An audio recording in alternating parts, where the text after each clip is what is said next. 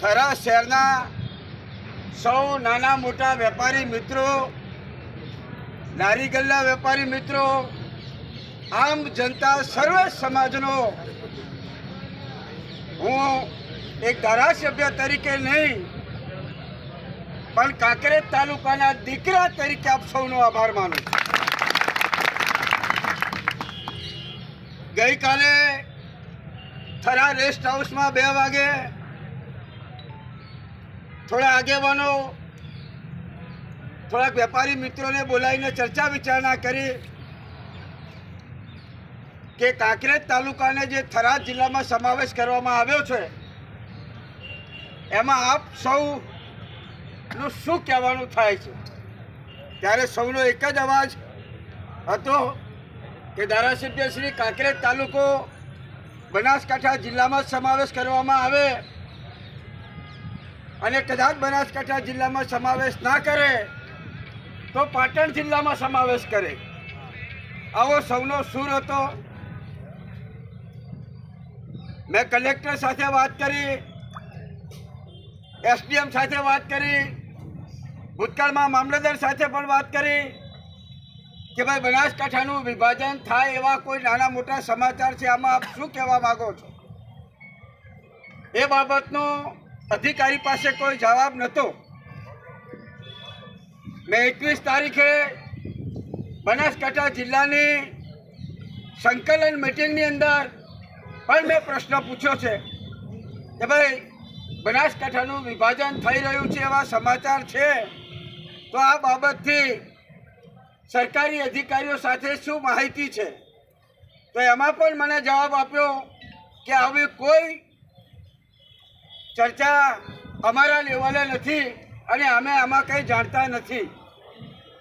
એના 10 દિવસની અંદર જ 1 જાન્યુઆરીએ બનાસકાંઠા જિલ્લાનું વિભાજન કરી થરા જિલ્લો અલગ બનાવ્યો છે. એ બાબતથી સરકારના નિર્ણયને આવકારું છું કે બનાસકાંઠા જિલ્લો ભૌગોલિક દ્રષ્ટિએ 14 તાલુકામાં પથરાયેલો જિલ્લો છે. વિકાસની દ્રષ્ટિએ, વ્યવહારની દ્રષ્ટિએ જિલ્લાનું વિભાજન કરવું અતિ આવશ્યક હતું અને આ વર્ષો જૂની માગણી હતી.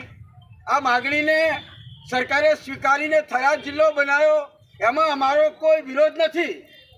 પરંતુ કાંકરેજ તાલુકાને થરા જિલ્લામાં જે સમાવેશ કર્યો એ બાબતથી કાંકરેજ તાલુકાના 103 ગામ અને નાના મોટા સૌ વેપારીની લાગણીને માગણી એક જ છે કે કાંકરેજ તાલુકો બનાસકાંઠા જિલ્લામાં જ સમાવેશ કરવામાં આવે.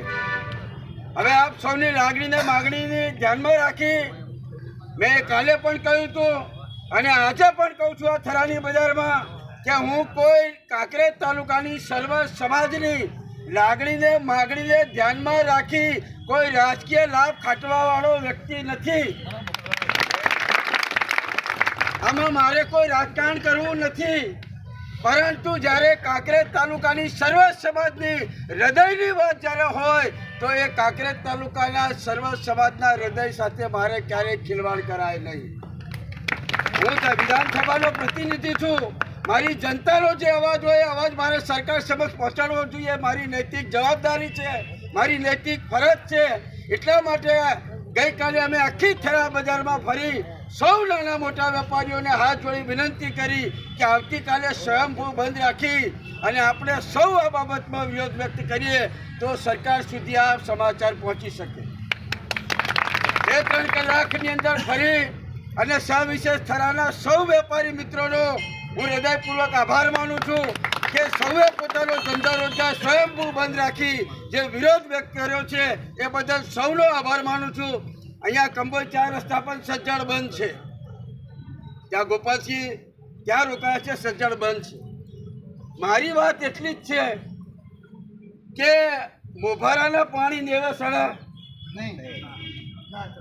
હવે આમ હવળું પડે, આમ હવળું પડે. મેં કહ્યું છે હું માન્ય મુખ્યમંત્રી આગળ પણ રજૂઆત કરવા જવાનો છું અને અહીંયા મીડિયાના મિત્રો પણ છે, એમનો પણ હું હૃદયપૂર્વક આભાર માનીશ કે સૌએ ગઈકાલે સરસ મજાના વિઝ્યુમ ચલાવી અને સરકાર સુધી આ વાત પહોંચી છે બદલ મીડિયા સૌ